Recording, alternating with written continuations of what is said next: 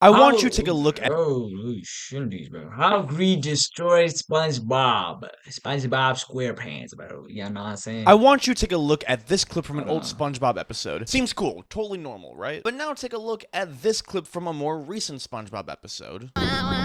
Almost anyone. Nice license. Looks pretty fucking weird, right? Doesn't Alright. even remotely look normal. What the actual fuck I happened? mean, but SpongeBob is SpongeBob easily one of, was if not maybe the biggest cartoon of all time. The it cultural still is, importance bro. of this show has honestly just been so significant that it would be a Type shit. disservice for me to try and describe it in one simple intro. The show is Ah. so timeless that, like clockwork, I'll often see memes on my timeline that basically reference Yo, old jokes from the show. Still to this day, I see SpongeBob memes, bro. SpongeBob is still goated to this day, bro. Simple videos that even react to old clips of the show get millions of views. But over the years, the show has just gone to complete shit along with the entire franchise. And it all can be traced to the creator leaving the show while Nickelodeon did anything they could to make a fat profit. So how did all of this happen? Let's cut the bullshit and get right into it. Now it all starts with this guy, Steven Hillenburg. And from the beginning, it kind of seems like he was born to make this show. From a young age, he was extremely interested in two things, art and sea life. Yeah, he His looks like love for both SpongeBob. of these was heavily inspired by the filmmaker and biology expert Jacques Cousteau, who basically was like one of the greatest Aye. sea life documentary makers ever. He actually was the co-inventor to the scuba suit, which allowed him to get such a unique perspective in the underwater world. His film showed such a unique perspective into sea life that was never shown before ever. And keep in mind,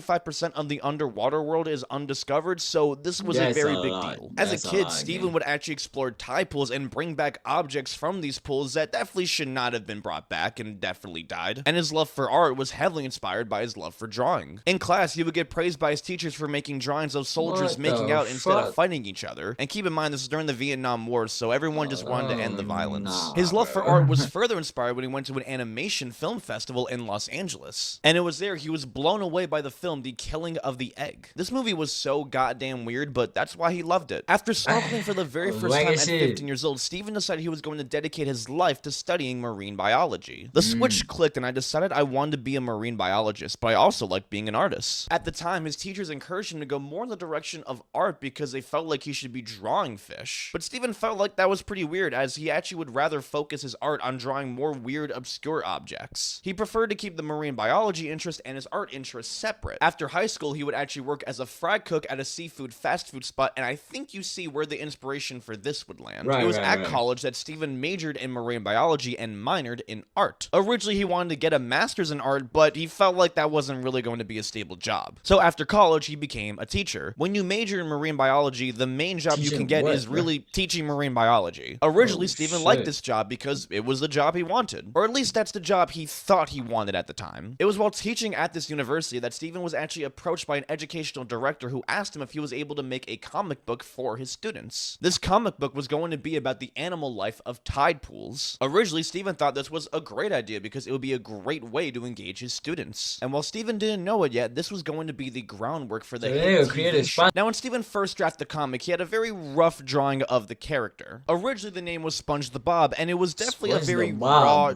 drawing. Looking at the comic book character, he's Oh, not even nah, remotely that's close to the TV trash. character. He has no arms, legs, not and wore square. sunglasses. And this character also did not have nearly as much personality as the cartoon character did. And when you read this comic, it was very obviously for biology nerds. Fact, molting occurs when an animal sheds its exoskeleton in order to grow. Some crabs can shoot off claws to regenerate new ones. And when you Man, read what this kind of comic, it's not bullshit really is a that, shocker to learn that Steven got rejected by a lot of publishing companies when he pitched it. During this time of constant Shit was rejection, ass. Steven found himself attending quite a lot of animation film festivals where college students were displaying their final projects. It was at these festivals that Steven was able to relight the initial fire that he had at a young age that inspired his love for art. And he realized that deep down, he really wanted to be an animator. So he decided to quit his stable job and dive right into that field. Instead of initially going for his master's, Steven attended the Cal Arts experimental animation program. You'd think that a shift like this would be such a risk for Steven, but in his mind, it was actually the opposite. Changing careers like that is scary, but the irony is that animation is a pretty healthy career right now, and science education is more of a struggle. It was at this The program fuck? that Steven got a really good mentor, and over time, he was able to really work and perfect his craft. In 1991, Steven made his first ever short animated film ever, The Green Beret, which was basically about this Girl Scout who had this obnoxiously large hand and had a really hard time selling cookies because of it. The animation style was weird, experimental, and definitely amateur to an extent. His second film, Wormholes, was even more experimental, but actually was able to get approved for funding by the school, and eventually was shown at multiple animation film festivals. And it was at one of these festivals he displayed his movie that he met Joe Murray, the creator of a show called Rocko's Modern Life. This show was premiered on Nickelodeon and in hindsight was seen as one of the classics from that era. He worked as an animation director for this show, which honestly was the perfect fit for him. This show was both goofy and experimental. It had so many adult-themed jokes and it honestly just felt like a fever dream, but in hindsight it was such an amazing show. Steven's role went from not just directing but also to writing, producing, and being an executive story editor. One of the episodes that Steven wrote was actually an episode where the main characters go on a fishing trip, but they're anthropomorphic sea creatures that are trying to hunt them instead, which only was further foreshadowing Steven's future. And it was on this show that Steven really showed off his true talents and creativity, which eventually got him promoted to executive creative director of the TV show. On the set of the show, one of the writers suggested that Steven should just create his own show at this point. Initially, Steven had no interest in writing his own show at all, but on a drive to Santa Monica Beach, he decided to change his mind. When Steven was conceiving the idea of the show, he went back to those comic book characters that he was working on all those years ago, and he decided to work a little bit more on that Sponge character. He took a lot of inspiration from many of the slapstick actors that he grew up with. Charlie Chaplin, Pee Wee Herman, Abbott and Costello, a lot of the classics. He gave this character a much more anthropomorphic look, with legs, arms, a face, nose, the whole shebang. And while the original character was based off this sea sponge organism that is like a real animal, he actually gave it more of a kitchen sponge look for humor. Steven really wanted this show to stand up from typical buddy comedies like Ren and Stimpy. He wanted to create a whole entire universe. This universe would have tons of different fish characters. Steven's pitch to the network literally could not have been more convincing. He wore a Hawaiian shirt, brought an underwater terrarium with models of the characters, and even played Hawaiian music to set the theme. The network was blown away, and Spongebob was born. The network gave Steven 2 weeks and enough money to write the pilot episode to see what he could do. When Steven was trying to get the right voice actor for Spongebob, he rekindled with one of the voice actors from Rocko's Modern Life, Tom Kenny. Looking back, Steven couldn't have picked a better person because Tom was able to perfectly capture the voice, personality, and more importantly, the laugh. Spongebob would first hit television as a preview on May 1st, 1999, and then officially premiered on July 17th, 1999. Best intro of, it was bro. Nickelodeon. Let's be honest, the SpongeBob intro is the best intro of the goddamn century, bro.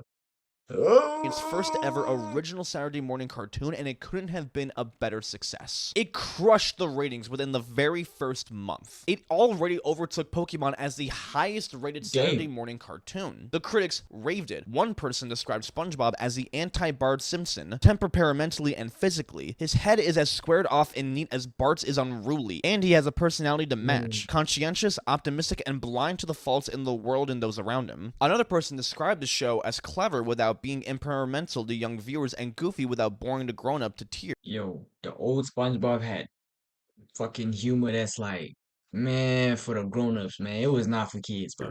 It's the most Now that I charming look tune on at it, it's not television for and kids, one of the bro. weirdest. Saturday morning cartoons was prime time to young viewers. Back in the day before streaming, this slot was specifically reserved for children to tune into cartoons. And originally this was from the big three networks, ABC, NBC, and CBS. These channels really didn't have programs that appealed to young children, so on the weekends that's what they were trying to do with the Saturday morning cartoons. However, around the 90s to the 2000s, this was dominated by the next big three networks, Disney, Cartoon Network, and Nickelodeon. These networks made shows that were entirely appealing to kids specifically, so they were able to crush it with ease. For advertisers, this slot was golden age for toys, candies, merch, and more. SpongeBob was easily one of, if not probably the biggest of the Saturday morning cartoons, and it wasn't just because it was so appealing to kids, ironically. SpongeBob actually had a significant amount of viewers that were adults. SpongeBob is one of those shows where you can just put on the old seasons and it will feel timeless. timeless. The jokes are so well written that anyone can enjoy it, and that's because the show just has so much insanely good inspiration. Every single character and piece has some sort of inspiration directly from marine biology. Whether it's the fact that the Krusty Krab is shaped like a crab trap, or the fact that the scallops in the show swim like that in real life, or how SpongeBob can heal in real time like how real sponges do underwater. I mean, I can go on about the examples, but those small little details go to show just how much passion was really put in this show, and it pays off. However, all success comes with controversy and criticism, and SpongeBob is no exception to that. But what it became controversial for was the dumbest thing ever. For a long time, it was heavily speculated that SpongeBob was gay, and this became like a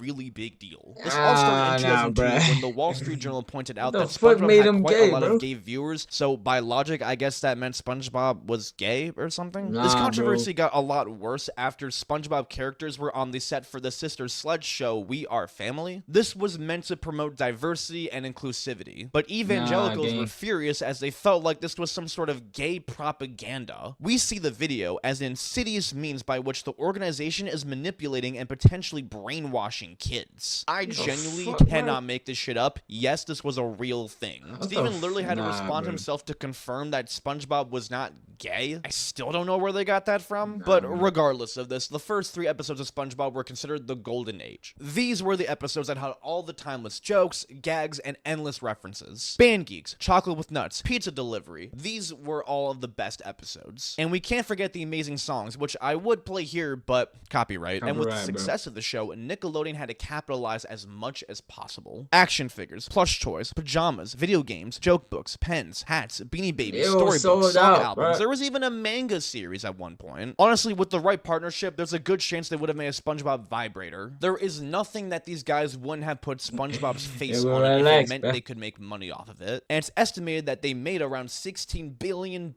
from merch in total. Yes, billion with a B. At its peak, SpongeBob had around 50 million viewers per month. That's much higher than some of the other most famous cartoons like The Simpsons, which at its peak had 20 million viewers, The Rugrats, which at its peak had 14 million, and The Fairly Odd Parents, which at its peak had 9 million. The runner-up literally wasn't even halfway to SpongeBob. That's how big this show was. Nickelodeon realized that they were able to take this to the next level, but not on television, on the big screen. Nickelodeon and Paramount came to Steven begging on their hands and knees for him to just consider making a movie. But for over a year, Steven refused. When looking at big animated films like The Iron Giant or Toy Story, he felt like there was no way he was able to capture the exact same cadence that these films could. But with his creative freedom, he was able to develop a story that was very movie-worthy in his own world. 2002, he stopped working on the show, said he could work directly on the movie. It would be released on November 19th, 2004. The reception for this movie was incredible. With a budget of $30 million, it made over $140 million in the box office. Critics were somewhat positive of it, but the fans loved it. If you were a kid and you saw this movie, this was basically your Citizen Kane. The fact that a movie was this successful off of a show that was only on the air for a few seasons is nothing short of insane. Most shows never get a movie, especially this soon. Usually a cartoon has to be successful for like over a decade to even get considered for a movie. Now the movie's plot was just so hilariously well written. It was like the perfect movie for the TV show. And this is where the story ends. Or at least that's how it was supposed to end through Steven's eyes. In a perfect world, this movie was the very last piece of SpongeBob media where he's the manager and the show completely ends with a great legacy. This video would be over by now and the thumbnail and the title would be a lot more positive. But that is not what happened. SpongeBob movie was supposed to be the finale for the entire SpongeBob universe. But the show was so successful, there was no chance they were going to let it die right now. SpongeBob at this point was basically the unofficial mascot for Nickelodeon. And with the ratings and with the merch sales, there was no way they were going to stop this anytime soon. But even then, Steven was not interested. He backed down from being a showrunner. He was still an executive producer and reviewed each episode, but his contribution was much smaller in terms of creativity. Instead, he was replaced with Paul Tibbitt, and this was the beginning of the end. Season 4 was the very first season that was led without Steven, and from the get-go, it was already pretty obvious. The characters were designed differently, the animation was a lot more different, and the humor was also a lot more interesting. And it just did not feel the same. Now, it doesn't mean it was bad, and it doesn't mean it didn't get good reception, though. The average episode got nearly 4 million viewers, which made it its second highest performing season ever. And in terms of quality, it was still there for the most most part. And season 5 was pretty similar. Good ratings, good reviews, and a couple of nominations here and there. But season 6 was where the quality took a much more noticeable downturn. This is where the humor started to get pretty stale, and a lot of the times it actually started to get a little bit dark. Seasons 6 to 8 are considered the dark ages for SpongeBob because this is where some of the most fucked up episodes came from. There was the episode House Fancy where there was like this really graphic scene where Squidward like dismantles his toenail, and it's so detailed and long. I don't get how this got approved because it was just so disturbing and not funny. It wasn't nearly as disturbing as the episode SpongeBob Gets a Splinter where he noticeably gets this more and more disturbing splinter that becomes foamy and starts spewing liquid. It was just so gross for no reason. This one fucked me up bad as a kid. The darkest episode easily was One Course Meal, where Mr. Krabs finds out that Plankton is afraid of whales, so he psychologically tortures the living shit out of Plankton to the point where he almost takes his life. I mean, how they thought this was an appropriate storyline for a kid's show is beyond me. Like, I'm not even trying to be a Karen right now. That's, like, just so weird, right? Season 6 was where fans and critics pointed out the very severe drop in quality. It got quite a lot of mixed reviews from the critics, and season 7 was the first season that got very noticeably negative reviews from critics. The season has its moments, but it is by far the least consistently funny season of the venerable cartoon. Many people felt like the characters completely lost what made them good. SpongeBob lost that naivety that made him so likable, and Patrick was just way too dumbed down to even be funny. Season 8 had a very large drop in ratings with a 29% decrease. Multiple media outlets like the MSN and the AV Club pointed out the very severe drop in quality. Viacom should pull the plug on SpongeBob. Let's trace the rise and fall of SpongeBob Squarepants. The show clearly was no longer appealing to people, but the network refused to believe that it was because the show sucked now. They believed people weren't turning in anymore because they were now focusing their attention on streaming services like Netflix. And yeah, like, it is true that streaming services were getting really big, but it's unfair to put the entire blame on Netflix over the severe drop in quality. So instead of trying to make the show good, they signed a streaming deal with Netflix, which only lasted about 1 year. Right after, they signed a multi-year deal with Amazon that was worth around $200 million to stream SpongeBob and Dora on their website. They were trying to focus more on getting a fat cash grab rather than doing what was so obvious, trying to make the show good again. Now, the show actually would be able to make a comeback in the most unexpected way possible with a second movie, the SpongeBob movie, Fish Out of Water. Now, this is a very unexpected sequel that came out nearly 10 years after the first movie. It had double the budget and nearly triple the success with over $340 million in the box office. In all honesty, this movie was fucking amazing. I didn't think it would be that good, and in my opinion, it's almost as good as the first movie. And you want to know the reason why? It was because Steven was attached to it. Steven was the one who wrote the entire storyline for this movie. They got the original creative mastermind behind it. But this was probably the last time that SpongeBob would get any sort of form of critical and mainstream success. Because 3 years later, Steven would unfortunately pass away from ALS at the age of 57. This was a disease that he was silently battling, and people didn't realize how bad it was until it was too late. After he died, there was a petition for the song Sweet Victory to be played at the Super Bowl halftime show. Now, in 2018, fans would get some satisfaction as they actually would be able to use the Band Geek scene for the introduction for Travis Scott. No, it wasn't the full song, but the fact they were able to get this far with that big of an audience honestly was a pretty huge accomplishment, and in my opinion was a big dub. But you'd think that because the man was gone for good now, it would just let the show die and its legacy be remained in some sort of way, right? No. Instead, Nickelodeon doubled down. Since they no longer had a person to respond to and they had all of the licensing, they could just do whatever they want now. They fired Paul and they got 2 new showrunners, Vincent Waller and Mark Cicerelli. Both with some experience, but definitely not enough to replace Steven. And they kept making season after season after season. The new episodes were not really posted within any sort of frequency that the original ones were. They were very sporadic and unexpected. Like, for example, season 12 had 26 episodes, but they were premiered over the course of 4 years. That's longer than the first 3 seasons combined, and also a lot longer than most shows run. The humor was bad, the writing was bad, it was just weird in the worst way possible. Each season, the ratings just kept dropping harder and harder. By season 14, the average new episode had 170,000 viewers. So what did Nickelodeon do? They tripled down. In 2019, Nickelodeon announced the very first spin-off, Camp Coral, SpongeBob's Underwear.